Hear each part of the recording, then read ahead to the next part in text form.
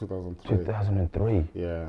Melbourne was a different place back then, man. Oh man, when you're talking about the whole Somalis was back then, Yeah. people were like, "Oh, Somalis are violent." Yep.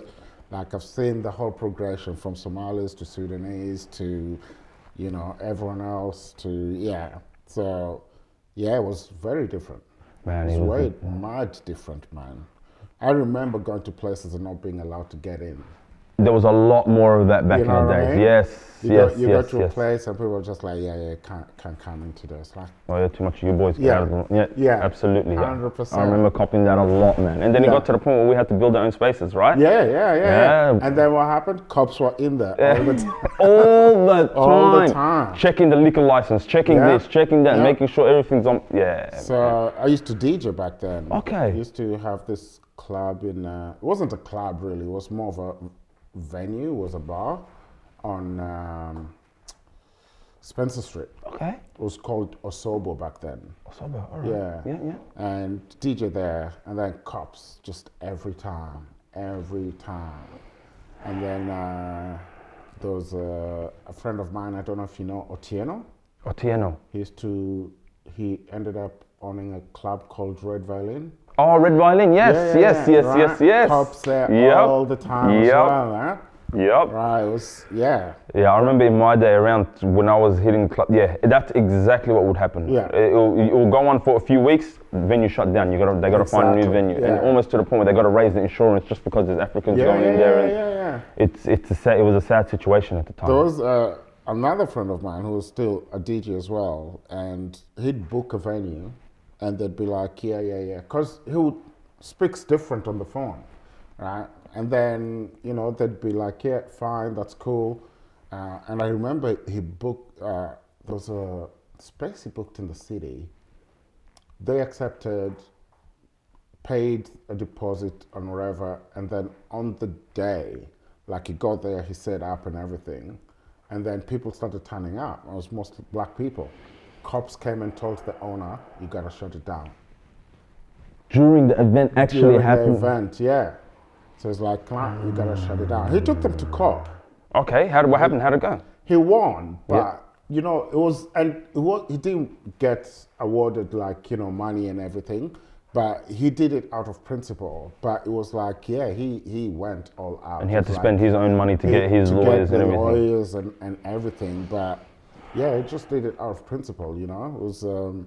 It was a really hard time back then, man. It's crazy, Tshaka, because the thing is, the way I see it is that's what builds resilience in communities. Yeah. It's almost like you don't want to ever get shut out of spaces, but it's almost like you need to be shut out of spaces for you to build your own. Yeah, 100%. Yeah. And I mean, a good example, I wouldn't say it doesn't happen, but doing Black Lives Matter is more about that. We need to build that space where, comedians who are not necessarily white, especially for Black and Aboriginal comedians, we can have a space, because we don't get those spaces. You'll be allowed one or two places, like, yeah, cool, you come and do a little bit, but don't do too much. Yeah. And it'll only be one or two of you in, but we don't want the whole Yeah, we don't lineup want to be. all of you. Yeah. No. Actually, we want the people who can, lack of a better word, kiss a little bit of us. That's You it. know what I mean? Yeah, no, that's a fact. And when you guys were talking about even Baby Randy, it is still that fact. You've got to sometimes go out there, kiss a little bit of us, and then, okay, cool, we'll let you in. And I can't remember what I was. Do you know this lady who does? She's American. Okay. Old lady. She's always teaching about racism. Okay, yeah. And she was talking about Jackie Robinson, because everyone talks about. Yeah, he's because he was at a time where he was breaking down barriers, man. But yeah. I'm reading this book that's called White Fragility. Okay.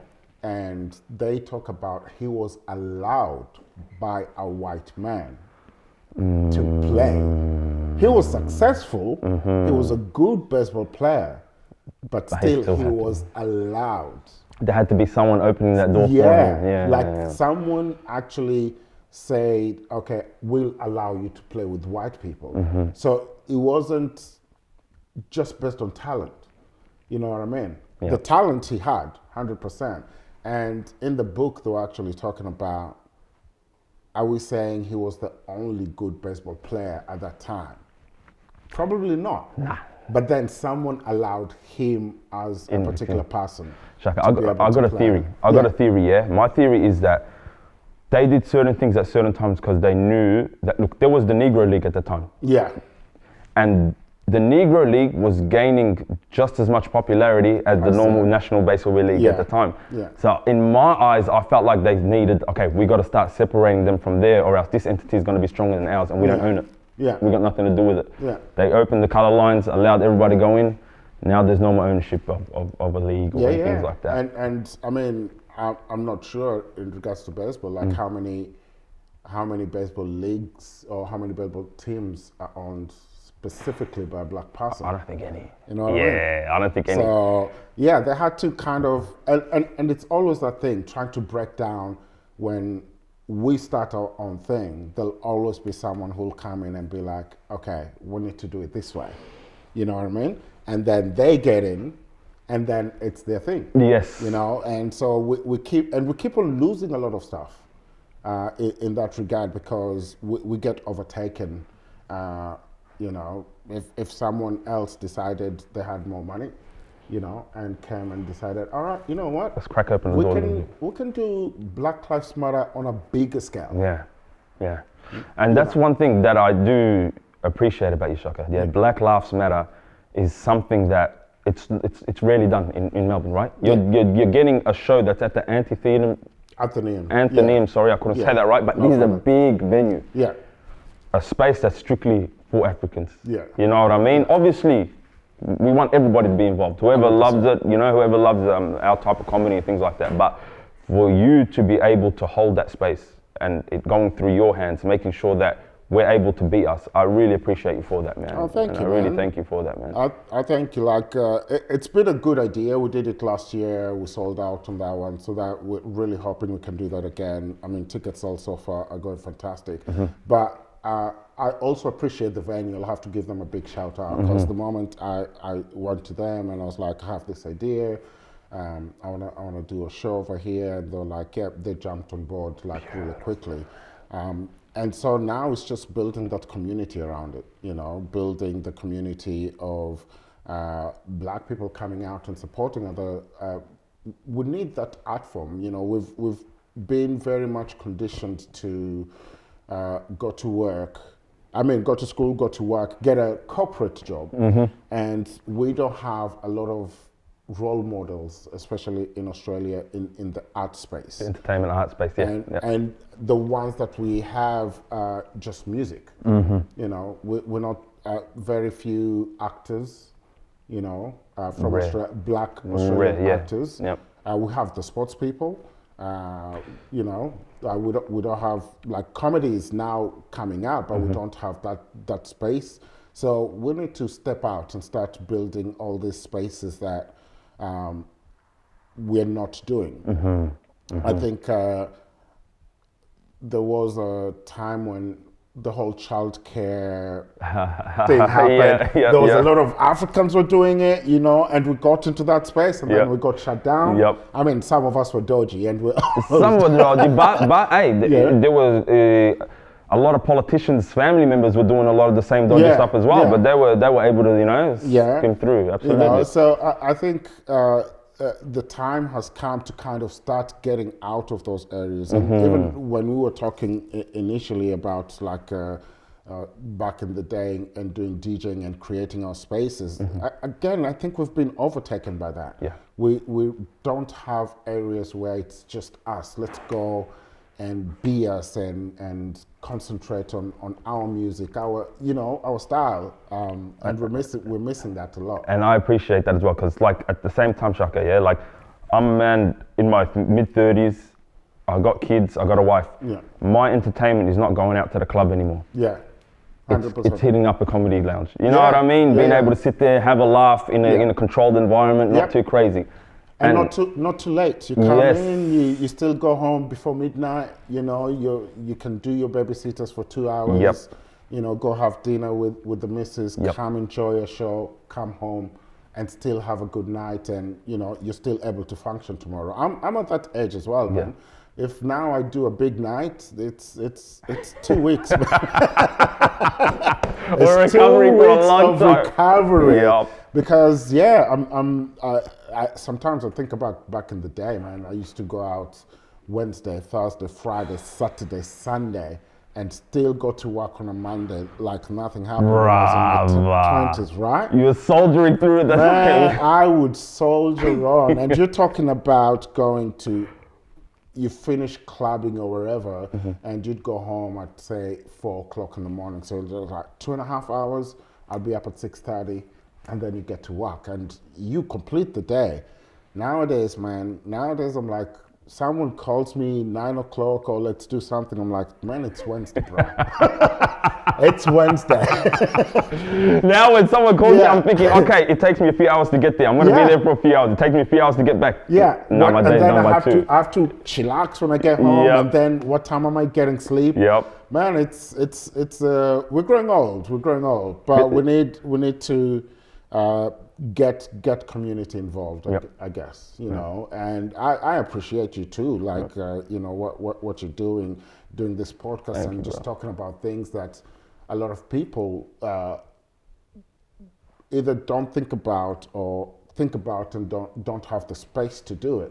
So creating this space, is beautiful for you to do. Man. Thank you for that, bro. Thank you for that, man. We need to get out there. Man. That's it. We do, man. We do. And we're slowly doing that. We're forcing it through, man. Yeah. Tshaka, tell me about you said you had a transition from being a DJ to getting into comedy. What was that like? The transition was, I guess, was still entertainment. Right? Yeah. But the music business for me died kind of after 2005.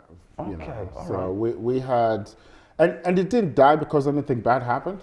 As music changed. Our hip hop between. Hip hop R&B 1990s was the best music ever, Yep. And then once we got to 2005, going to 2010, and things were changing, and you're getting your Justin Bieber's coming out and everything, and I was like, I can't deal with that. It's not your scene anymore. It's not my scene anymore, and it actually it's a progression. You feel older. You feel like. What people are listening to or what people want to listen to is different. The other thing was, I was DJing with, vinyl and CDs, and then that was the time. Actually DJing, huh? Yeah, really 100%, DJing. right? Yep. So you had to do everything by yourself. Yep. And then, the video DJing came in. Not video DJing, like just chucking all this, laptops and stuff, and whatever. And it felt like, it was different for me at that point. So I was like, I had a good run. It was good. It wasn't too bad. And then comedy just came in because, we Africans are funny people. We've got our own ideas of fun and entertainment. So I loved comedy from a long time. Like when I was living in Kenya, when we moved to the UK, I still loved a lot of comedy, and I grew up on American comedy. Richard Pryor. Oh yeah. The Bunny Mark. Oh my God, Eddie Murphy. All of these ones that were different. All that, right? Like the real Eddie Murphy before he became an actor and stuff. So when he was doing like Raw and all that, and you're like, cool. Like I understand that because I feel like. The thing about black culture, it doesn't matter where you are. It is the culture. So you can't separate it from black people. So someone else is in another country, as long as they're black, they will still have some sort of the same experience.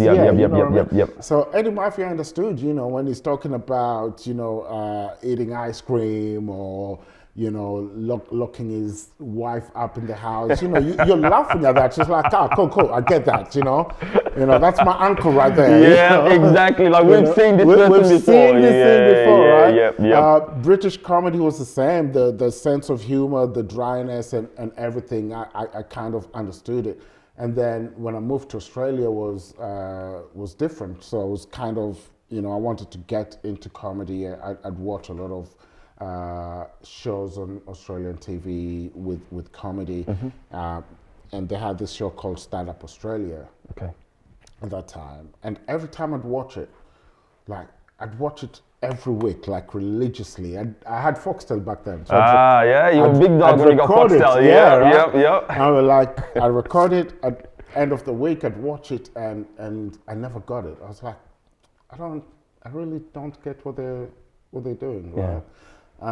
And so I was like, I watch American comedy, I get. I watch British comedy, I get.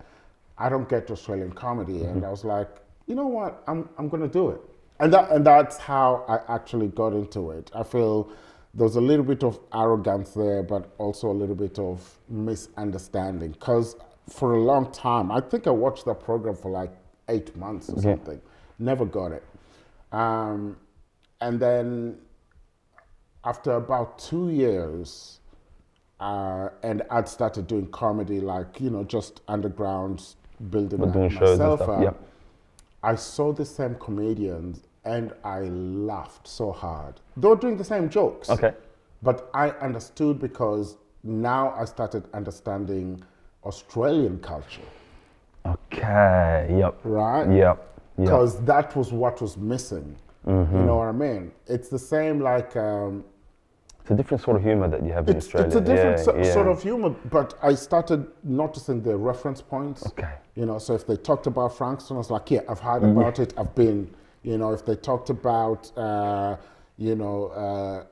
Canberra or wherever, you're kind of now associating, and then you're talking with people, and it's like, okay, cool, I get the cultural reference, I think one of the stories, I was watching this comedian and he was talking about, I had a girlfriend and I was teabagging her wherever, right?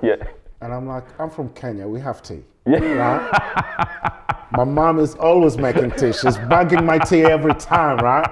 What are you guys talking about, right? And then I didn't get it. So for me, that was not funny. And then when I got the reference of teabagging, I was like, okay, cool. Now I get what's going on. About, culturally, it plays a big role, man. Cultural, and then I think there is that point where, and I had this American comedian because he went to Kenya to do comedy. And his first time doing comedy in Kenya, he failed so much. He bombed. He bombed. All right. Horribly. And then, because he was writing jokes, it's like, I went to the supermarket and I bought bananas and I left it on the bench, and then it went bad and I threw it out.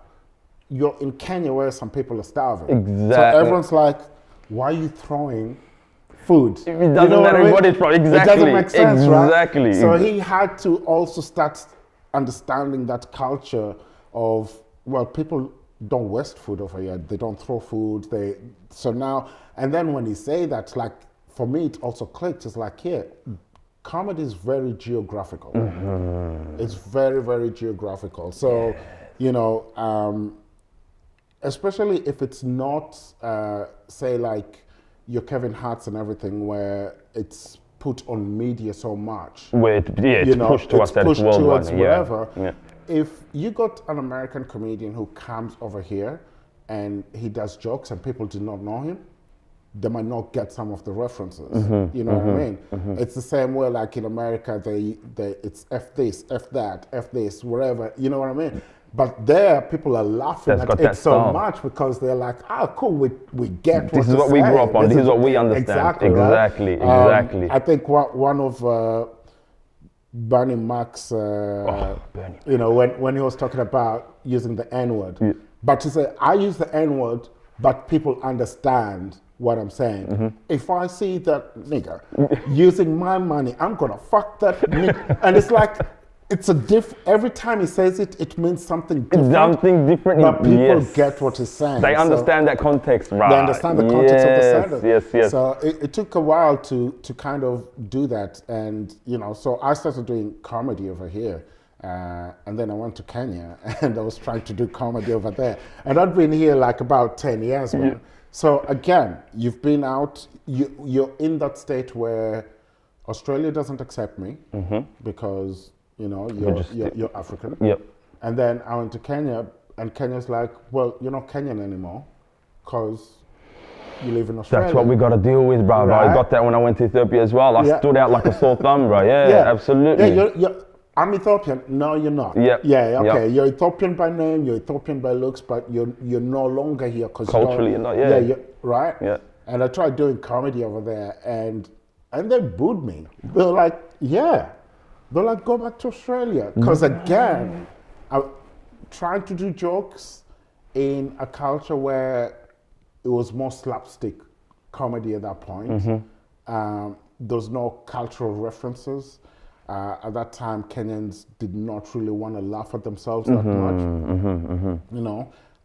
And then those observations, again, it's one of those things, you're hitting people with the truth, but then they're like, well, you're not Kenyan anymore, so you got no right to talk about it. Exactly. And how was that right with heckling in Kenya? Because Africans are harsh, right? So how did you handle that situation, man? I left the stage because I'll tell you what happened. Yeah, hit me. I go to Kenya, and there's a very big comedy show in Kenya.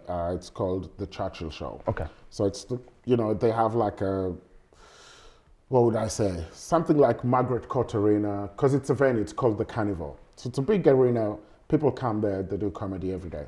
So a friend of mine was like, come over, I'll introduce you to the producers. Okay. And you can get up and do the show. I was like, awesome.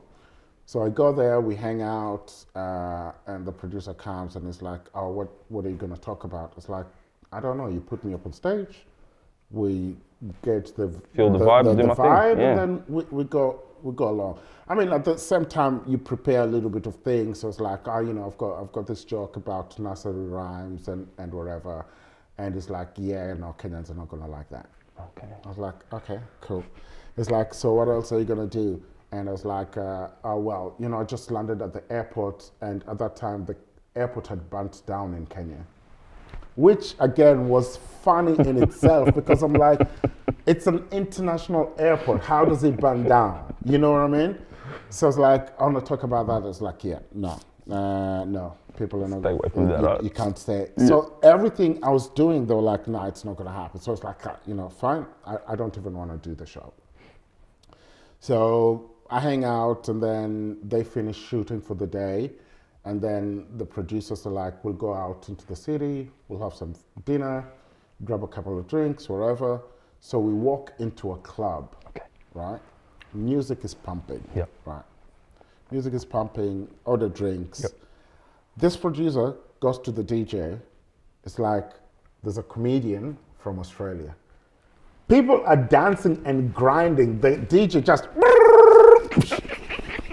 comedy's on. Guys are like, probably went from a nightclub to a comedy lounge within a second. People were not happy, bro. Africa, brother, to a dot. People were not, like, no, we're not doing that, right? So now it's in the middle of that, and then he introduces me. He's like, he's come all the way from Australia. You've cut music where people are dancing and enjoying themselves. You want to do comedy, and you're saying he's Australian.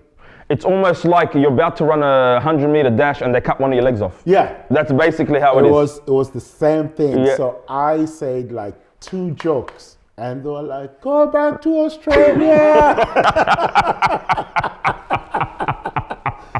Oh, DJ, drop the beat. And DJ like on cue, boom.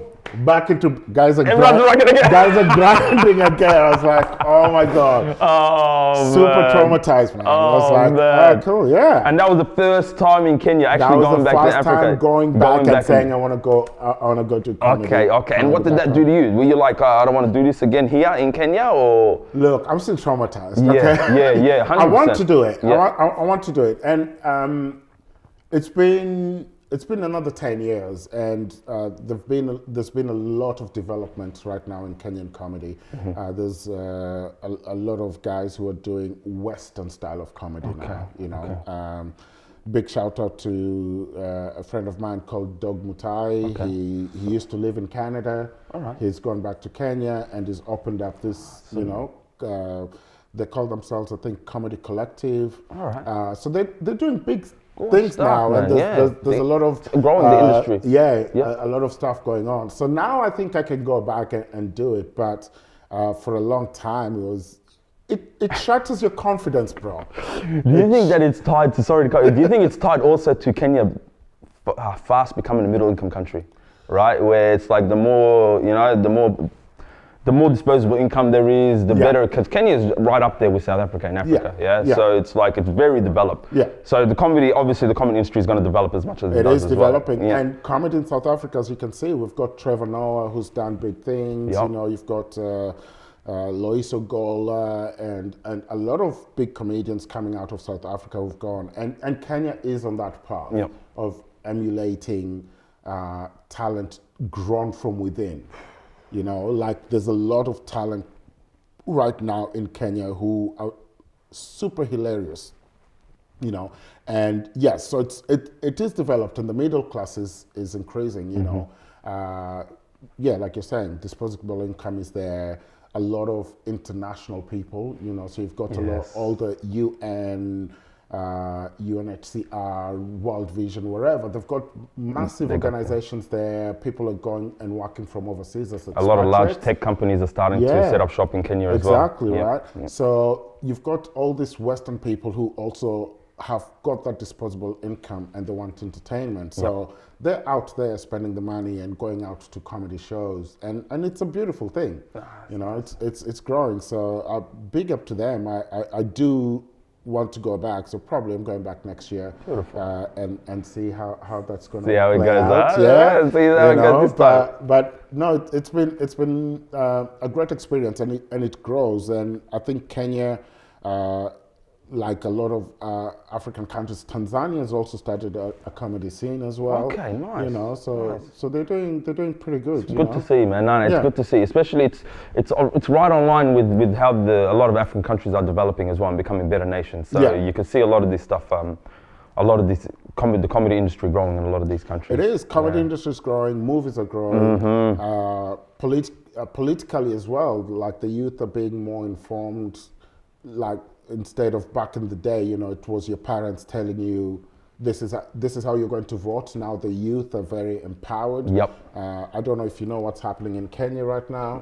Tell me, you know, they've rejecting the finance bill that has been passed. Okay. You know. All right. Because they're increasing taxes left, right, and center. You know what I mean? Like, and the youth are like, no, we're not doing that now. And that's something they would have got away with 10 years ago, like you said, 15 years. 100%. Yeah. And I think social media has been a big part of it. And one of the biggest reasons that I feel the youth in Kenya coming out rejecting policies that are not benefiting them as well is America. They're rejecting America. You know, because America has played a very big hand in the way politics of Kenya is going at the moment. You know, they're throwing a lot of money to Kenya. The fact that they've decided, like, oh, you know, we're going to get the Kenyan police force to go and do peacekeeping in Haiti, and it's like, what? It's like, why? That's Haiti is an American. Yeah, colony. Exactly. Why isn't America taking their own police force? To deal with the issues? It's your fault why the situation they're like in at the moment. Yeah, but they're giving the president money, and the president is like, all right, cool, we'll sign a deal, we'll take a Kenyan peacekeeping force. No, that's not our problem. You know, Tshaka, what's your idea on the Kenyan president at the moment, right? Because he's a billionaire or a millionaire? He's a billionaire basically. He's already part of the establishment and stuff like that. What's your thoughts on him? People don't like him. Yeah. People don't like him because he came in under false pretense. Okay. The false pretense was more about, I'm a man of the people. I'm a youth like you guys. So I'm going to make life better. But from the moment he got in there, life got harder. Okay. You know, fuel prices went high. Just normal grocery bills went high. The reason they're rejecting this bill is everything is being taxed, you know. So I don't know if Ethiopia, you also have the mobile money. It's not as enhanced in as good society as in Kenya. Yeah. So Kenya is very big, right? Yeah, So yeah. you know what we're talking I about. know exactly what you're talking about. So now, before you used to send, if you send someone money, I'd just send you money, and then the person who comes to withdraw the money, they withdraw and they get taxed on it. So now they're taxing you sending, they're taxing the person who's receiving the money is getting taxed. So they're kind of taxing everything. They've increased the, like here when you pay your car insurance, it's gone up. That's wild, Tshaka. So now if I ask you, hey, Tshaka, can I borrow $100? Really, $80, $80 is coming to me. I'm going to have $80 in my pocket. Maybe 70. You know what I mean? Maybe 70 is what you're getting. They had proposed in the tax bill, like everyone who's like up to the age of 25. So you've got kids, they're 25 years old, they're living in their house, they don't have a job, they still have to pay. They still got to pay tax. But then there's no system of welfare or anything for that tax is going to. No, and that's the thing. Like the money doesn't go back into the system. Yeah. You know, people are still suffering. Yeah. You know, and so we're like, okay, cool. Healthcare is not working properly. Transport is not working properly. You know, we don't have just the basic necessities. We can't be taxing everything. Without it coming through. And the worst bit about it is the members of parliament don't pay taxes, right? So the local person who's out here struggling has to pay taxes, but the people who are in power and who are supposed to be leading by example don't pay taxes. They don't pay taxes. You know what I mean? And so people are just like, nah, we don't want. Of course, and it's dangerous because the way we are as Africans is if we feel like we're done hard by, we're going to make sure that we let people know about it. You know what I mean? And that's and because the way Africa's going now, it's starting to be a positive. Like we're starting to see growth and stuff. And like you said, I think the Western world's starting to see that as well. Yeah, I mean, look at everything that's happening. You know, some of the countries kicking France out. Yep. You know what I mean? Yep. South Africa, taking Israel to the ICJ. You know what I mean? Yep. So you're getting, and this is happening partly based on youth, partly based on social media, partly based on people understanding fairness and if we're living in a certain society, then we want it to be fair to everybody. Exactly, we've got to demand what's our right. What's our rights, you know? And you can't have one law for one person and then another law for yourself, which is what we see with a lot of Western countries, America and everything. You know, it's like America, if an African leader is being taken to the ICJ, yes, 100%. War criminal. Yep. You know? Yep. And then when it's their ally, no, it can't happen. You know, so people now are just like, hang on, we can't have two forms of justice. Either we have one or we don't have one. Exactly. And we're getting to that point in society right now where people have had enough, man. Yeah. People have had enough. But let's go back to the ICJ in South Africa taking Israel to court. We got to give a big salute to that. 100%. Yeah, a massive salute 100%. To that, to the whole society in South Africa, and they're being punished for that. They're being punished for that, and they got punished like very severely, like very recently. I'll talk about Kenya. The president of Kenya never condemned Israel ever during that point, and a lot of Kenyans are like, hang on, say something, because a lot of African countries have come out and just said, no, whatever Israel is doing is wrong, and they've jumped onto the lawsuit. They're part of it. Yep. You know what I mean? Yep. But so going back to that, so the lawsuit was brought by ANC, which is the ruling party of South Africa. African National Congress, and they were just going through an election, and they lost the majority. Okay. Right. All right. And so they have to form a coalition government. All right. And the coalition government that they now have to form is going to also include the apartheid party that was ruling at the time. That was ruling at the time. So now the ANC is basically getting in bed with the people who were holding them down and fighting against this whole time. They were fighting against the whole time.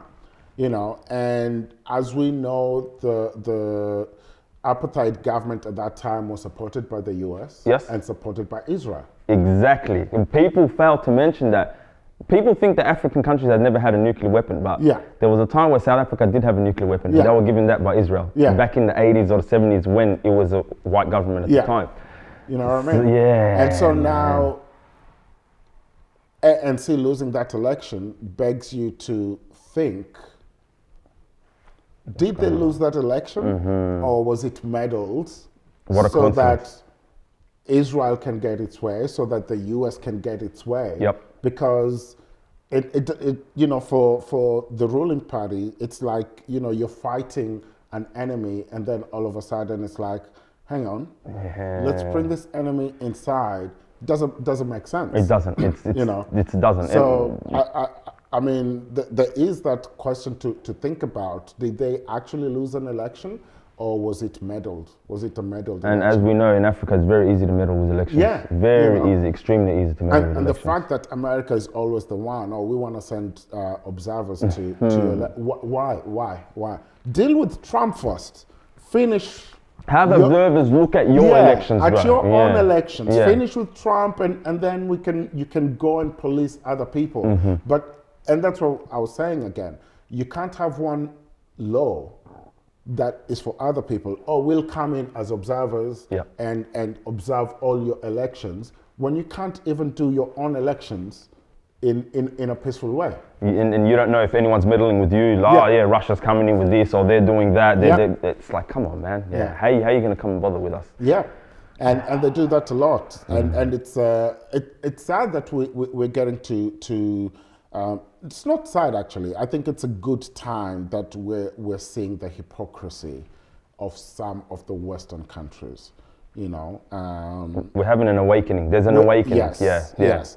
And I feel really bad that Malema did not win or have a big percentage. I mean, his idea is radical, but it's a necessary idea, which was the idea Gaddafi had anyway. Radical is, look, in this society, we always get taught that radical is a negative. It's not a negative. It's, you know what I mean? 'Cause Yeah. it's only places where the establishment wants to keep the certain status quo Yeah. in place that radical is negative. Yeah. The fact is that we need radical people. It's the same way as saying terrorist. Terrorist is another person's freedom fighter. You know what I mean? And maybe this might be a little bit radical, but you know, when people are talking about Hamas being terrorists, Hamas has just wanted.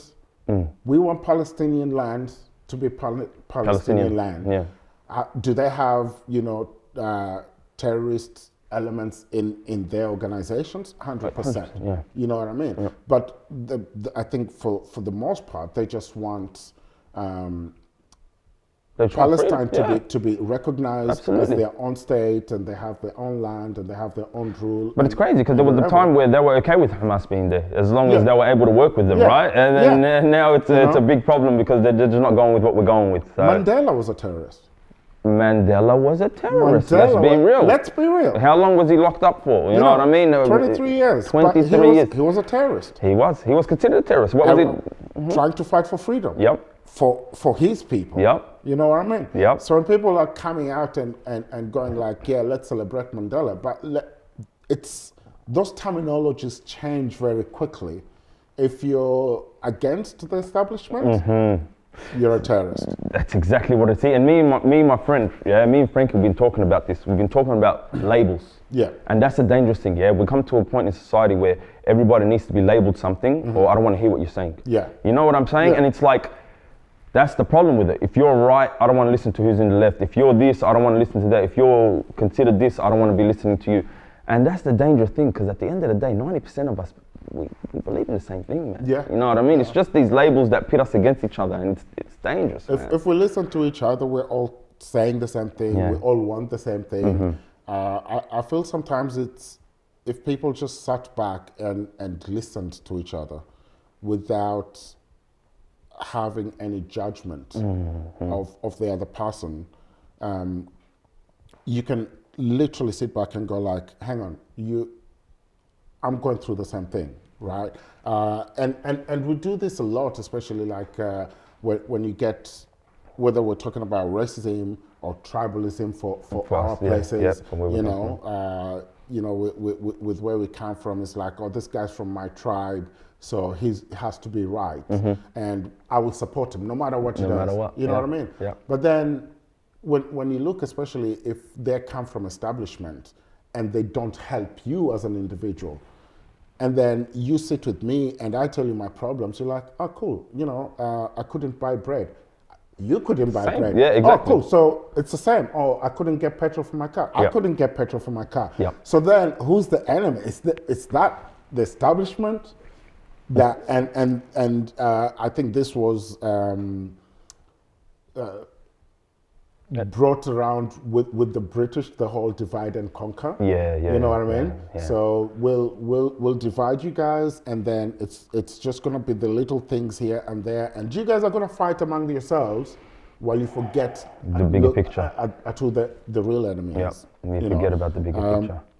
Which I mean, we see it in everything. I was telling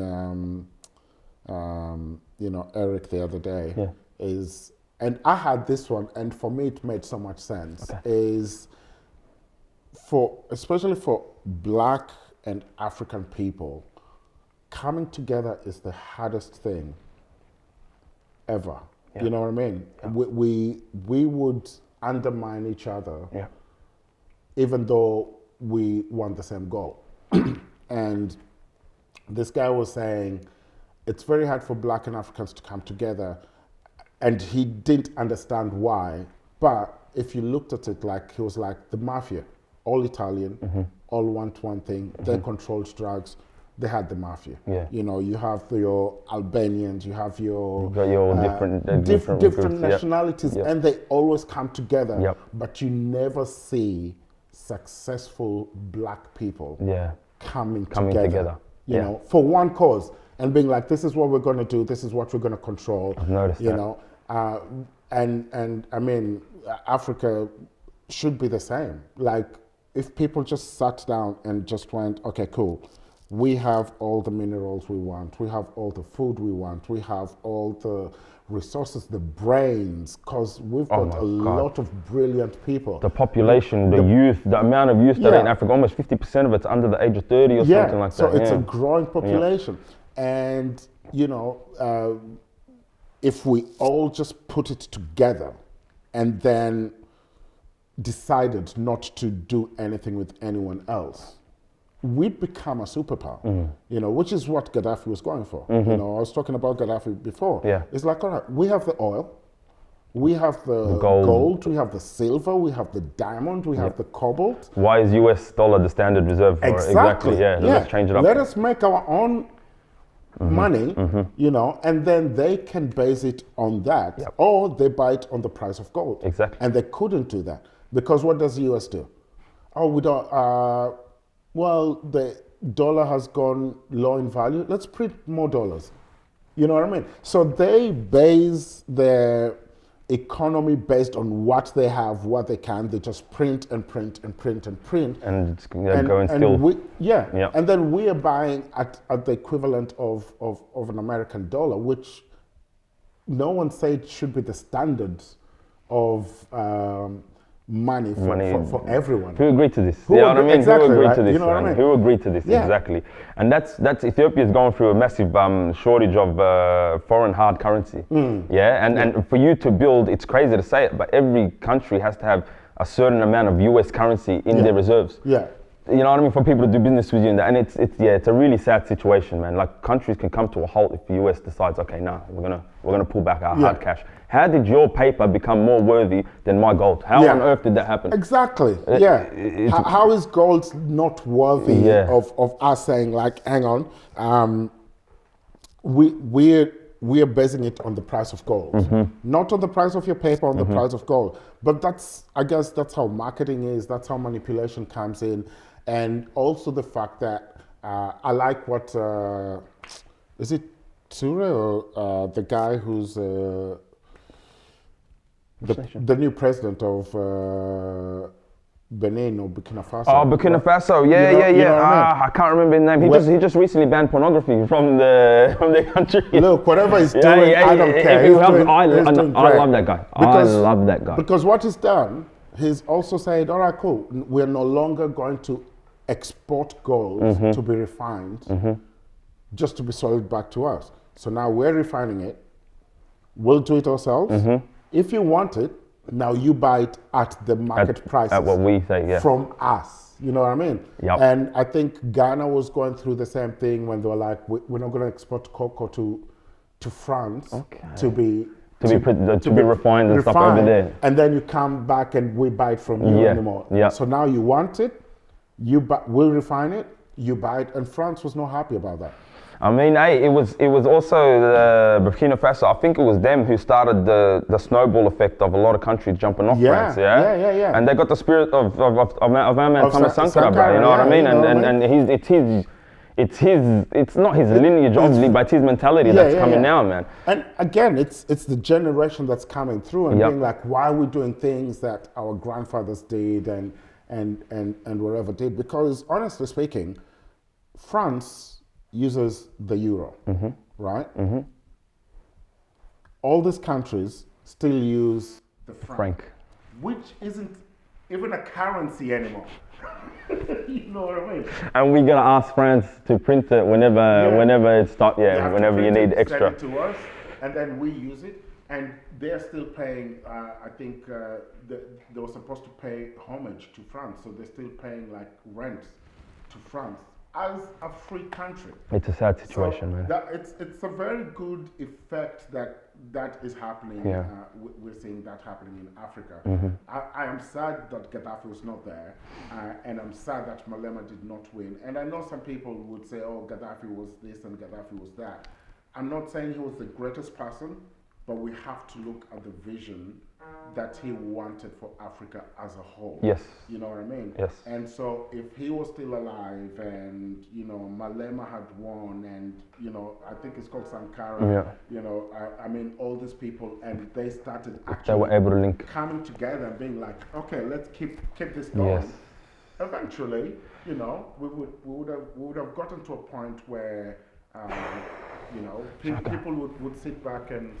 So you know that game? Sorry, you know that game at the arcade place where one head will pop up and then boom.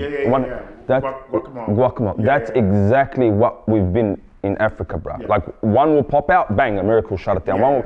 We never all rise at once. If we all rise at once at one time, you can't knock everyone down. You know what I mean? And it's you can't put the whole population down. You can't put the whole population down. Which is what it's supposed to be. Yeah. And that's a very good example because when Gaddafi was talking about uniting Africa, he was the only one.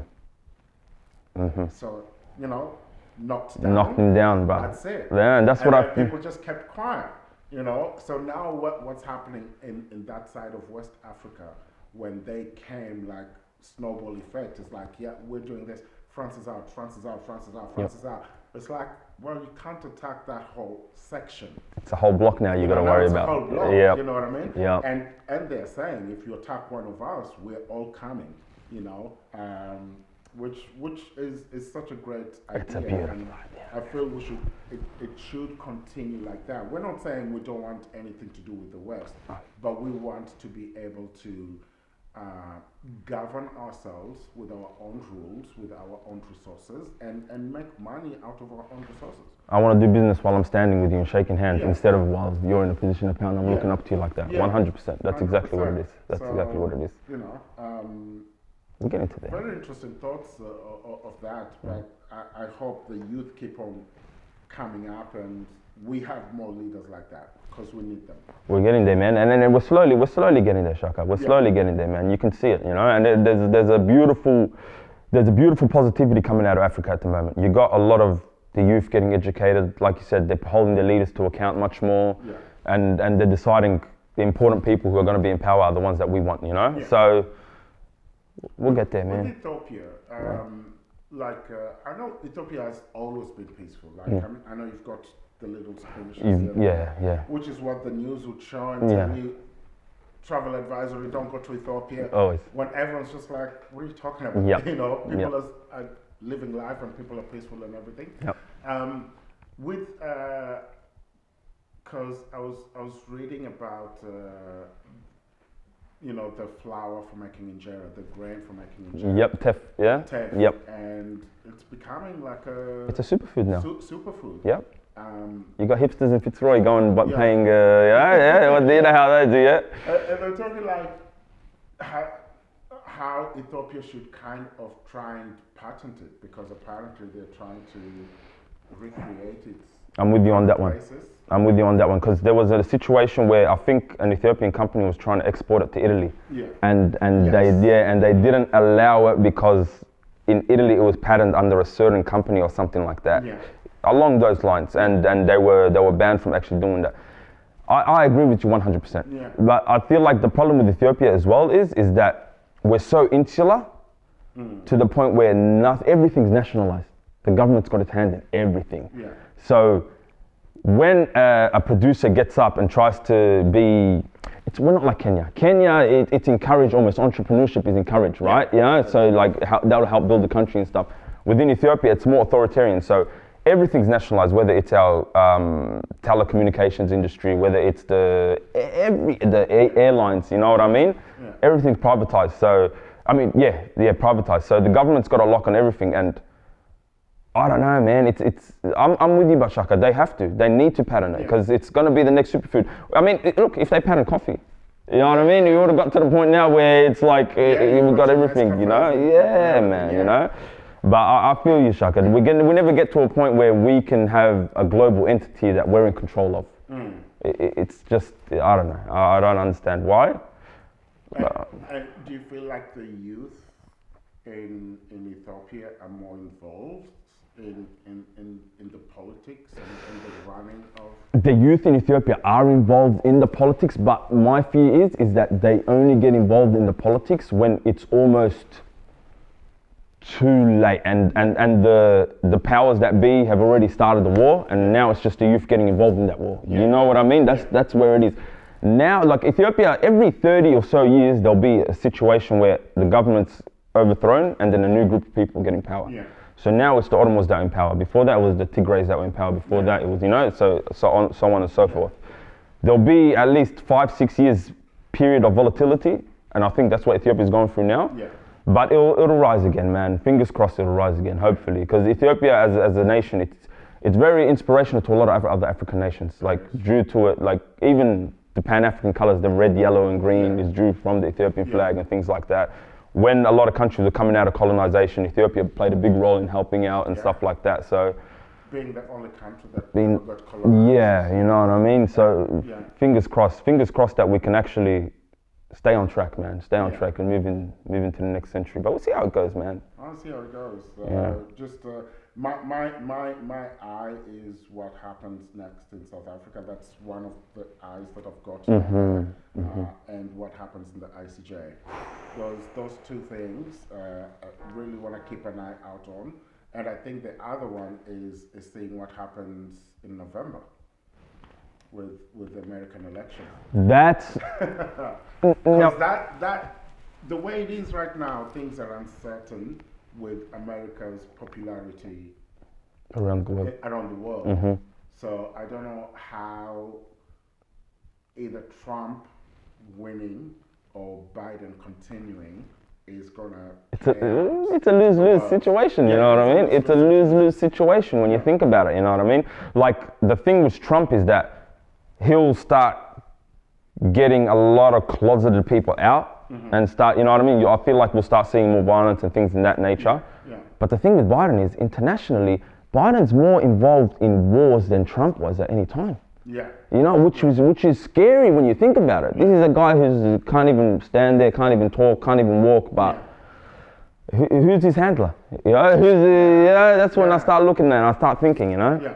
So it's an interesting one. It's going to be a very interesting year this year, but yeah, I've got my eyes on those few things and just wonder what's going to happen, you know, and if how significant the world is going to change. Because one thing, like Trump says, is like when he comes in, it's going to reverse everything. Back to how it was before, sort of thing. but, Okay. Yeah, kind of just whatever Biden has done, he wants to remove that. But constant remains, they still support Israel as a country. No matter who's in power, right or left, they're all down with Israel. You know, Exactly. Democrat, Republican, they have that thing with Israel, and I think the election in the UK is also going to be interesting. That's going to be a real interesting one as well. Right? And Tshaka, we got that here as well, right? Because we had Labour that was down with the people, apparently. Yeah. We had Albanese, who was going and protesting when he was young for Palestine, and now he doesn't even want to use the word Palestine. He can't say it. You know what I mean? And the youth are saying that too. You know, so the youth are out and shouted to anyone who's gone out to those protests and stuff like that. Yeah, man. There's certain groups of people that I think us Africans need to start doing. Certain groups of people, certain cultures have very strong lobby groups that can nudge the government, push the government into getting their way, you know? Yeah. And I think there's a certain group of people right now that just have all the power in all of these Western countries. And I think that's why the situation is what we're in at the moment. Yeah. It's a crazy one. So, Tshaka, my boy, like we've been talking about serious issues, like a lot of global situations, things like that. How do you translate that? Obviously, you translate that into material, but how hard is it sometimes to laugh about situations that could involve death and a lot of issues? That's it's interesting because you kind of, personally, the way I deal with it is being in the moment with that thing. I try not to be as very, because you get a lot of comedians who could be topical. So something's happened yesterday and they want to say it tomorrow. Yes. I'm more of like, I want to sit with it first and understand it in its entirety, right? And then you go like, all right, cool. I've got a better understanding than just a snippet of it, because situation changes every time. And I think I got that from Kenya, because Kenya's got this thing where it doesn't matter. I wouldn't even say Kenya. I'd say a lot of African and even black people have this thing. And okay, let's not cut anyone out. We'll just say people have this thing where sometimes laughing at your pain is much more easier than being frustrated with it.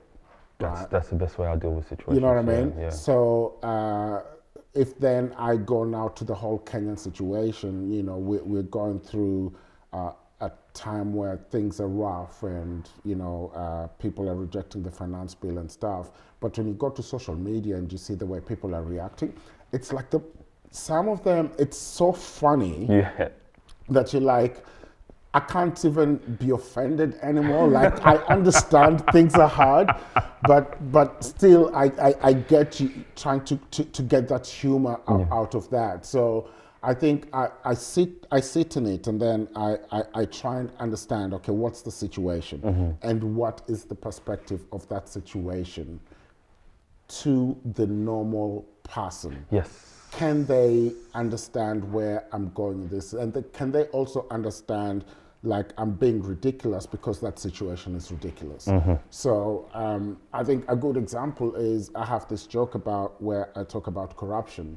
And so if I'm talking about corruption in the Western world, people over here would go like, Albanese is corrupt, or, Peter Dutton is corrupt. And then I'm like, but what's your understanding of corruption? What is corruption to you? Yeah. Because my people corrupt. My people corrupt is a whole different level of corrupt. To make sure no one's eating. You know what I mean? Yeah. You're talking of I don't know if you remember the story of Julia Bishop. When she took the helicopter to Geelong. Yeah. And then everyone's like, oh, that's so corrupt. I'm like, well, there's someone who made the National Insurance Health Fund broke Brother, now that's a different level. you- Let's talk about levels. yeah, you know what I mean? Yeah, You're complaining about yeah. 5,000. There's someone who's stolen 20 billion. There's people dying now because You they know what I can't. mean? Yeah, Yeah. 20 billion's gone, and no one can find it, Yeah. and no one can. This guy's not going to jail, you know. So what's your level of understanding of the word corruption? So when you get those areas where you can be like, ah, cool, this is the situation, and this is how people are understanding it, but this is how ridiculous I think it is. So it's taking issues and then making them, let's laugh at this because it's ridiculous, and some of it could be painful, but if you can bring it forth in such a way where people can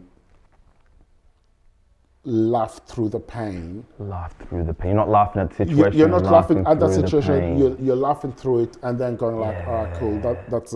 Okay, cool. I can live through it." And I think comedy has got this knack of being able to explain things that people want to say but are afraid of saying. And so we say it in a way that is funny for people to go back, laugh at it, but also open the door to conversation. Let it diverge. Let it Yeah, think. Yes. you know yes, what I mean? Yes. So Yes. whether we're talking about, I know some people would be like, oh, you can't talk about cancer, but then what is the joke in there about cancer, you know? And I had this comedian friend of mine who was talking about his cousin that they had not seen for about 10 years. Okay. Yeah. And he came one time and he was like, "Fam, I've got cancer," right? Wow, And so like people are like, You like that? yeah, you know what I mean? Absolutely. But he's a comedian and he goes like, "Yo, bro, do you want to go for a smoke?" Rather, yeah. And then he was like, everyone is like, the family is like, dude, he just told you he's got cancer. It's like, yeah, but how cancery can he get after this? Like he's already in it, you know what I mean? Yup. And so kind of just taking some of those things and being able to kind of deflect from that pain or deflect from the issue to kind of still bring your point across home. You're almost putting power into it yourself. Yeah. You're putting power into yourself. Yeah, absolutely. If we look at, any empowerment that people have, so women now have come up with female empowerment, which was something that they were denied at one point, and now they've taken it back. You know, same as we took the N-word, you know, while it was before, it was something that was putting us down, and now we're like, no, that's our word, now we can use it and wherever, and we're not using to put each other down, we're kind of using it to, you know, like Fucking I demon. see, you know what I mean? Yeah. And I feel that's what comedy does. You have to, as a comedian, get to that point where you take away whatever pain it is, or take away that stress and give it another meaning that people can actually be comfortable in it. I like that. You know, you can sit back and be like, okay, cool, that's Let it actually simmer. whatever. Yeah. And you get a lot of people when you start doing jokes, when you're doing your setup, people get very tense because they don't know where you're going. You know, because they're like, oh, okay, I'm not sure where this joke is going. Pushing, whatever. yeah. And then you push it, and then when you do the punchline, they're like, oh, okay, cool. I didn't see He that didn't take it where I thought it was. and then they're happy about it, you know, and everyone's relaxed. Message was there, and they'll think about it when they go home. But then they weren't too offended at the time. Yeah, sort of thing. and then you also took them to another level. That's an interesting one. Tshaka, look, as an African comedian in a country where we're not the majority, how do you find the balance of saying jokes like African directed jokes, but find a way to not be too disparaging to your people at the same time? Because I find the thing where it's like a lot of black comedians, it's easy to joke, you know what I mean? Like put themselves down and be like, oh, black people this or black people, you know what I mean? How do you find that balance? I think you for me, I look at, I never want to do comedy where at the end of the day, people look at, like you come out of a comedy show with a white person and they look at you in a different way because like, oh, you know, this person said this about Africa, and so, oh, you know, I'm really, you know, is that how it works, right? Yep, yep.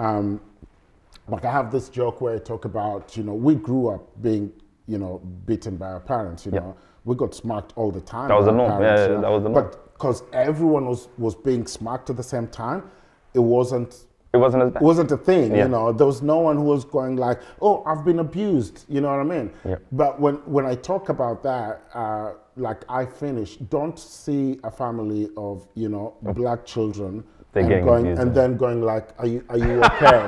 You know what I mean? It's do like, you need help? Yeah, do you need help? Like it's different generations. We just grew up. We grew up differently. We took that punishment differently. We didn't even think about it as anything wrong. But you know, some people would listen to that and be like, oh my God, like every black kid is being abused and stuff. Then you're missing the message that. Which for me the message is it actually takes a village to raise a child. Yes. It's about the discipline, and our discipline was different. Yes. You know? Yes. I was watching a video the other day, and it was this white lady, a kid who fell into a bucket, right? Okay. And then there was the mom and the dad trying to pull him from the bucket, wherever, right? White kid. Yeah. Same scenario, black kid. I knew what was going to happen, right? The mom just went and took a branch and was like, the mom was like, you're going to get out of that. You know, I'm not helping you. One way or another, you're getting out. And the kid, like she was just smacking the kid, right? And the kid somehow got out of the bucket, you know? And then I was looking at the comments and everyone's like, oh, that's poor parenting. It's like, no, the mom just gave that kid an idea of what not to do next time. He's helped that kid know how to solve his own problems. You know what I mean? I'd rather deal with myself than get the stick. And that's how we were raised. Yeah. And so you have to put it in that context of you have to think not necessarily from your perspective and have to think about it from why did that person do it, and then if you can explain it in a tapestry of story where they go like, okay, cool, I didn't think of it that way, and now you've created a different message to them. So that's I guess that's how I try and put stories in terms of I want to talk about the issue, but I also don't want you to think like this is a problem for us, because if it's a problem, then people, that's when they start getting... It's not a charity. I'm not a charity case. My people are not a charity case. We're just here to explain stories that wouldn't happen. Exactly. And this is how we deal with them. This is how we solve them. And, you know, we're not bitter about them, I guess, at the end of the day. Because sometimes we tell these stories, and even for us, sometimes I've had jokes where people will be like, you know, that is, you know, when you say that, I really didn't like it. It's like, but is it a lie, though? You know, they go, okay, no, but, you know, and that's like, all right, cool. But the joke was there, and it wasn't meant to kind of put anyone down. And people get to be like, all right, cool, I understand, because I'm just like, we should be able to laugh at ourselves as much as we want to laugh at other people. And that's the beautiful thing about comedians. Like you said, you bring up uncomfortable conversations in a way that's comfortable, make people laugh and stuff like that. So sometimes people are just not going to respond well to things. That's just, it is what it is. Not everyone, you know what I mean? Yeah. But you're going to keep doing what you're doing, because it's... Comedy actually breaks down a lot of tension that if it wasn't there, I reckon it would be let out in much different ways, like in much more violent ways, in much more angry ways and things 100%. like that. I tell people, like, for me, it's been a form of therapy, man. You know, because whatever bothers me, I say it.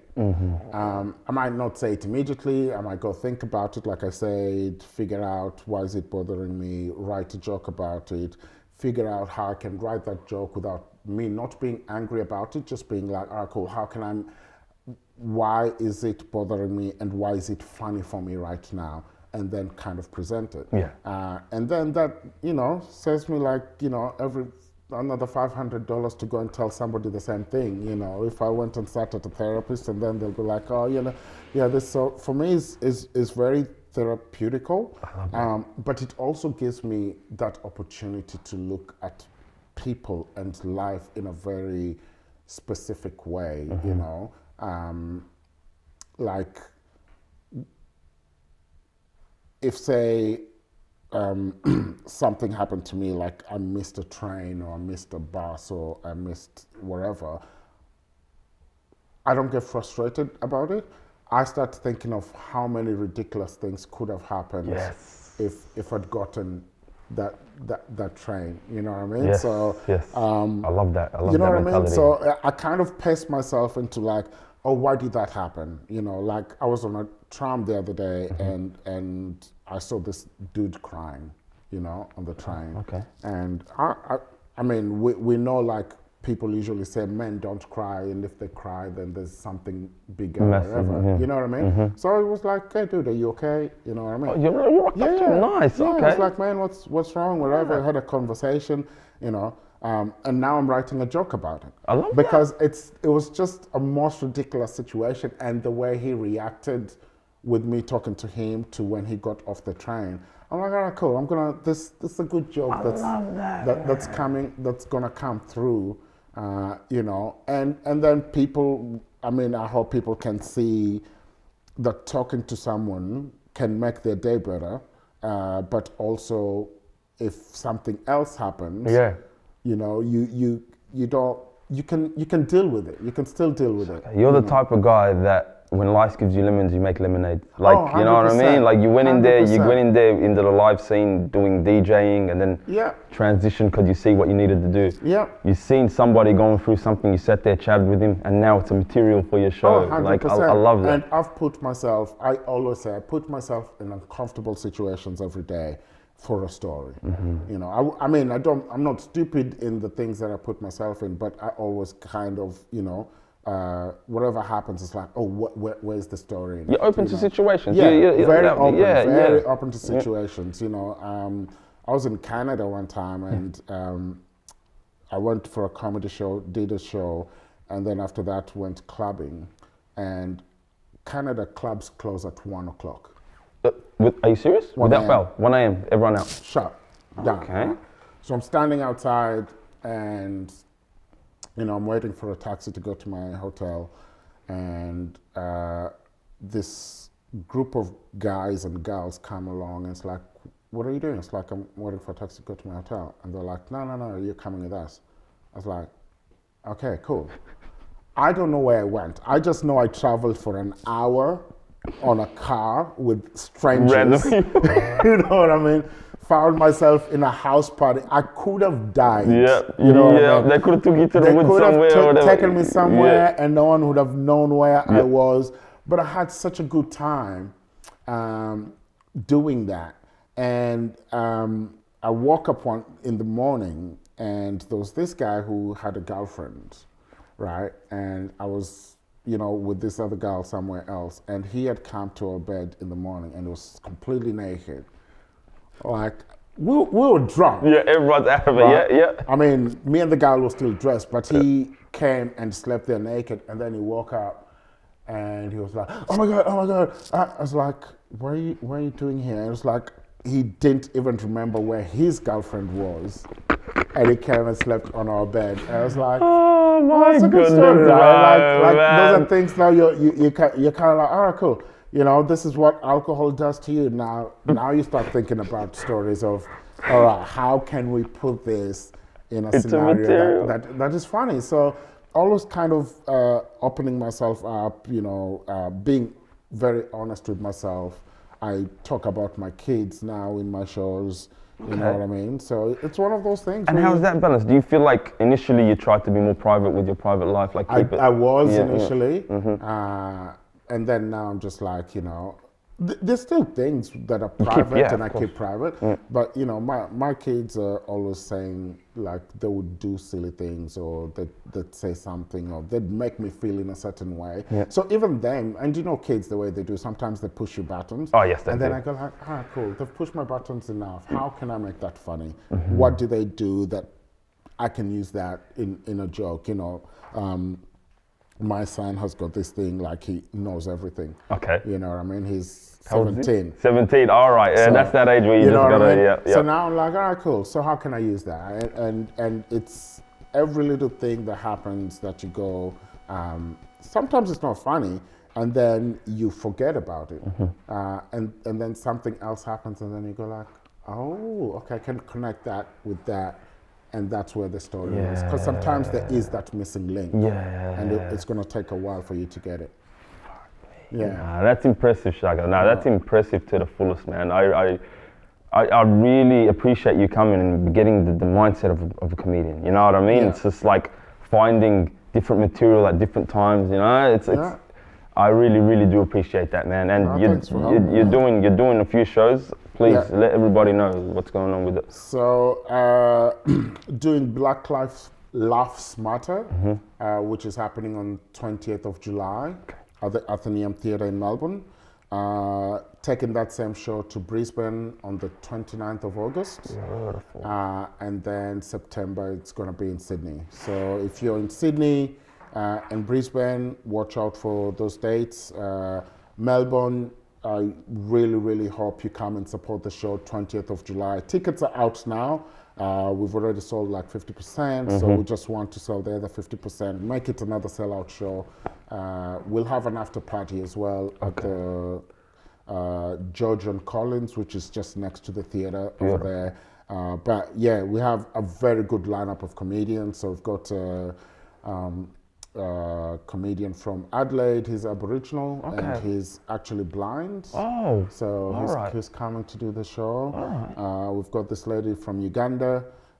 She's amazing. Well, the comedian from Adelaide is called Warrior Joshua. And then we've got Anissa from Uganda coming through. We've got a comedian from Zimbabwe who's coming in from Perth. Okay. We've got South African coming in from Sydney. We've got a South Sudanese who lives in Melbourne, so he's going to be on the show, called Xian, and myself. So it's going to be, about 2 hours show, and we're going to have such a great time. And you got a group of Africans from all over Australia coming down to Melbourne. Yeah, and some of the funniest comedians I've worked with. So personally, I big them up. It's going to be a great show, like great comedians. Hey, we're in Little Africa. Melbourne is Little Africa, so we've got to make sure we sell that out. I appreciate that. Grab your tickets. And tickets available at Ticketmaster. Yeah.